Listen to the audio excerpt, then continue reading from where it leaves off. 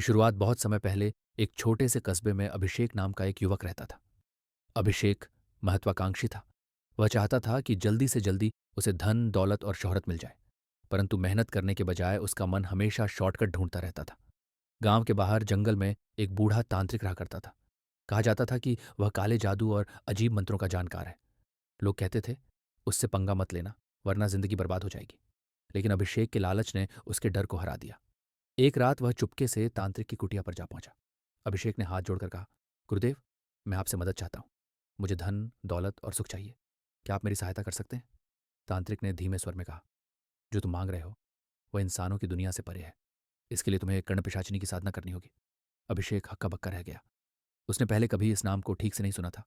तांत्रिक ने समझाया, कर्ण पिशाचिनी एक ऐसी आत्मा होती है जो इंसान के कान में आकर बातें करती है। वह तुम्हें भविष्य की बातें बता सकती है, तुम्हें धन दिला सकती है, लेकिन अगर उसका मोहपाश तुम पर पड़ गया तो तुम्हारी आत्मा का नाश भी हो सकता है। अभिषेक ने बिना सोचे समझे हामी भर दी। तांत्रिक ने एक पुराना मंत्र और विधि बता दी। उसने कहा, तुम्हें अमावस्या की रात श्मशान के किनारे बैठकर यह साधना करनी होगी। वहां दीपक जलाकर यह मंत्र जपते रहना, और ध्यान रहे, किसी भी हालत में मंत्र का जप बीच में मत छोड़ना। अभिषेक के मन में डर तो था, लेकिन लालच उससे कहीं बड़ा था। वह रात को श्मशान पहुंचा। चारों ओर अंधेरा, सन्नाटा और रूहानी ठंडक फैली हुई थी। जैसे ही उसने साधना शुरू की, हवा का बहाव तेज होने लगा। आसमान पर बादल छा गए और चारों ओर अजीब सी फुसफुसाहट सुनाई देने लगी।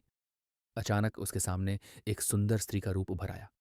वह चमकदार वस्त्रों में थी। उसके बाल खुले हुए थे और आंखों में अजीब सी चमक थी। वह मुस्कुराते हुए बोली, तो तुम ही हो जिसने मुझे बुलाया है। मैं तुम्हें सब कुछ दूंगी, धन, दौलत, वैभव, बस मुझे अपना मान लो। अभिषेक उसकी सुंदरता और रहस्यमयी आभा में खो गया। धीरे धीरे वह कर्ण पिशाचिनी हर रात उसके कमरे में आने लगी। वह उसके मन को अपने वश में कर लेती। हर बार वह कहती, मैं तुम्हें शक्ति दूंगी, पर बदले में तुम्हारी ऊर्जा मुझे चाहिए। अभिषेक ने पहले तो इसे महत्व नहीं दिया, लेकिन कुछ ही दिनों में वह कमजोर और बीमार सा दिखने लगा। एक रात अभिषेक ने तांत्रिक से जाकर पूछा, गुरुदेव, ये क्या हो रहा है? वह स्त्री हर रात आती है और मुझसे कुछ ले जाती है। मैं दिन ब दिन कमजोर हो रहा हूं। तांत्रिक ठहाका मारकर हंस पड़ा। मैंने तुम्हें पहले ही चेताया था। तुमने उसका आह्वान किया है, अब वह तुम्हें कभी नहीं छोड़ेगी। अभिषेक के पैरों तले जमीन खिसक गई। उसे समझ आ गया कि तांत्रिक ने उसे अधूरी जानकारी देकर फंसा दिया है। अब कर्ण पिशाचिनी दिन में भी उसकी परछाइयों में दिखने लगी। वह आईने में झलक जाती, दीवारों पर परछाई बनकर हंसती रहती। रात को उसका स्वर गूंजता, अभिषेक, तुम अब मेरे हो, तुम्हें मैं कभी नहीं छोड़ूंगी। अभिषेक की हालत बिगड़ने लगी। वह दोस्तों और परिवार से दूर हो गया।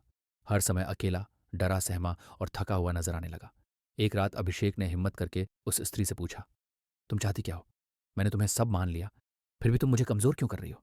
कर्ण पिशाचिनी ने धीमी हंसी के साथ कहा, मैंने तुम्हें सब कुछ दिया, लेकिन तुम ये भूल गए कि मेरी शक्ति का स्रोत ही तुम्हारी आत्मा है।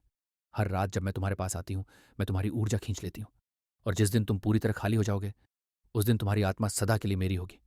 यह सुनकर अभिषेक कांप उठा। वह वापस तांत्रिक के पास गया और उसे छुटकारा मांगा, लेकिन तांत्रिक ने केवल इतना कहा, अब देर हो चुकी है। जब कोई कर्ण पिशाचिनी से बंध जाता है तो उसका अंत निश्चित है। कुछ ही दिनों बाद लोग कहते हैं कि अभिषेक अचानक लापता हो गया। उसका कमरा बंद मिला।